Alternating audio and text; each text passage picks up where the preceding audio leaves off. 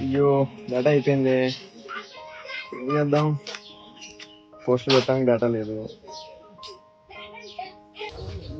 ఏం చేయాలి ఇప్పుడు? రీఛార్జ్ చేసుకుని అకౌంట్లో బ్యాలెన్స్ అయిపోయింది.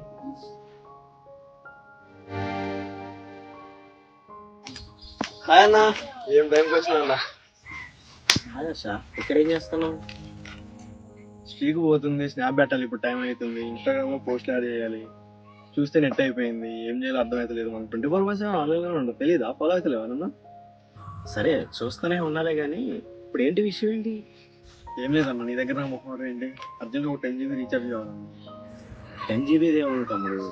మా రూమ్ పక్కన సురేష్ అని ఉన్నాడు, అన్నది వైఫై పాస్వర్డ్ చెప్తా, నువ్వు కనెక్ట్ చేసుకో. జీబీలు వాడచ్చు నువ్వు. అవునా? అయితే వెళ్దాం పదన్న, కనెక్ట్ చేసుకుందాం. అర్జెంట్ టైం అవుతుంది. సరే కానీ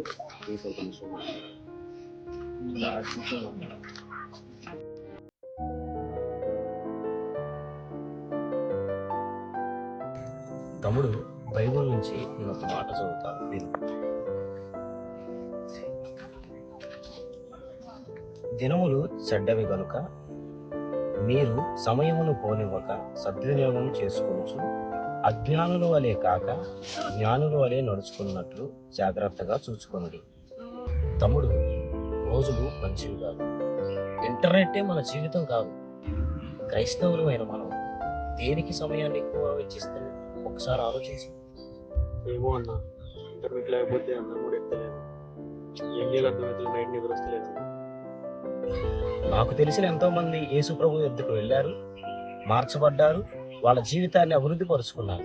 అదే విధంగా నువ్వెందుకు రాకూడదు? నువ్వెందుకు ప్రార్థన చేయకూడదు? నన్ను ఇందులోంచి బయట పెట్టమని ఎందుకు అడగకూడదు? యేసు ప్రభు నీకు హెల్ప్ చేస్తాడు కదా. ఇది చదువుకునే వయసు తమ్ముడు. నువ్వు ప్రయోజకుడివై నలుగురికి ఉపయోగకరంగా మార్చగలవు.